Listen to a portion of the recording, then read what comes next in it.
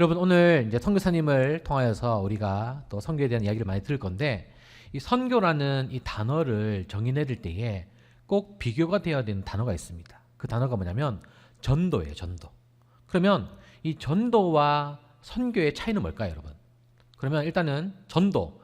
여러분 전도하면은 뭐가 생각나세요? 예, 뭔가 전단지를 나눈다든지 예수 믿으세요라든지 예수 천국 불신 지옥 좀 강한 메시지죠.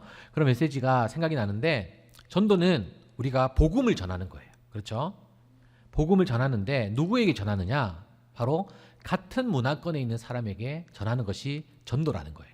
그러니까 이 같은 문화권이 뭐냐면 같은 언어를 사용하고 있는 사람에게 내가 예수님이 살아계십니다. 예수님이 나의 구원자이십니다. 당신도 예수님 믿으세요. 라고 이야기하는 것이 전도예요. 자, 그러면 선교는 뭐냐?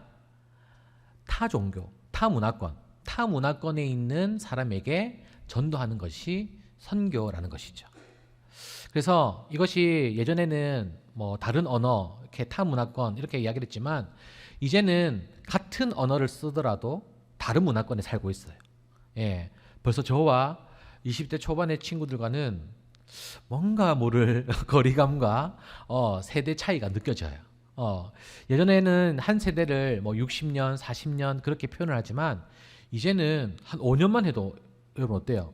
5년만 어린 친구만 있으면 그 친구와 한 자리에 둘만 있는 것이 편합니까? 아니면 조금 어색합니까?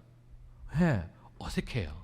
그렇게 이제는 다양한 문화권에 살아가고 있는데 그들의 문화에 맞춰서 우리가 복음을 전하는 것이 선교이고 전도이다라는 것입니다.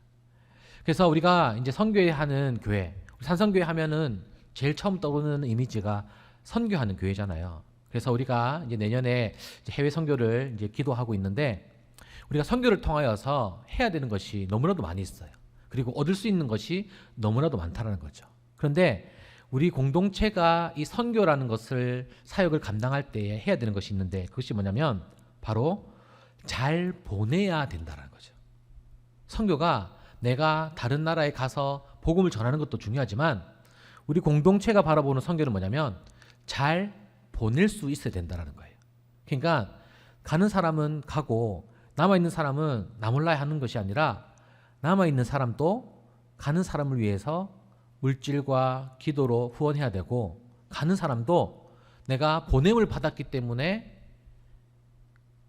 우리의 공동체의 대표성을 가지고 선교지에 나간다라는 것을 알고 그렇게 자신의 그 직분과 역할을 잘 깨닫고 선교에 임해야 된다는 것이죠.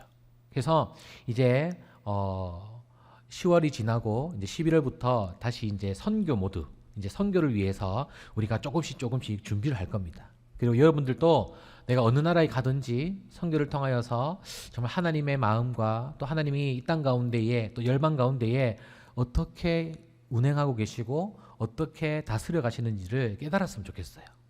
그래서 저도 예전에는 뭐 교회 사역을 하기 전에도 참 선교에 관심이 많았어요. 그래서 많은 선교사님들의 이야기를 들어보면 비슷하게 하시는 말씀이 있어요. 그것이 뭐냐면 마지막 때가 가까워 왔는지 모르겠지만 하나님께서 많은 일들을 나라들에게 많은 나라에서 역사하고 계신다라는 것을 선교사님을 통해서 많이 들었습니다. 오늘 우리 노성몽 선교사님 통해서도 많은 이야기를 들을 건데 그 이야기를 듣고 여러분들의 그 마음에 열정이 되살아나고 떨림이 있고 또 하나님을 향한 하나님을 전하고자 하는 그런 마음이 다시 일어나는 은혜가 있기를 주님의 이름으로 축복합니다. 그럴 때에 정말 하나님이 기뻐하시는 선교가 우리 한 명 개인이 하는 것이 아니라 우리 공동체가 이루어 나가는 그런 주의 사역이 될 수 있기를 주님의 이름으로 간절히 축복합니다. 아멘. 기도하겠습니다.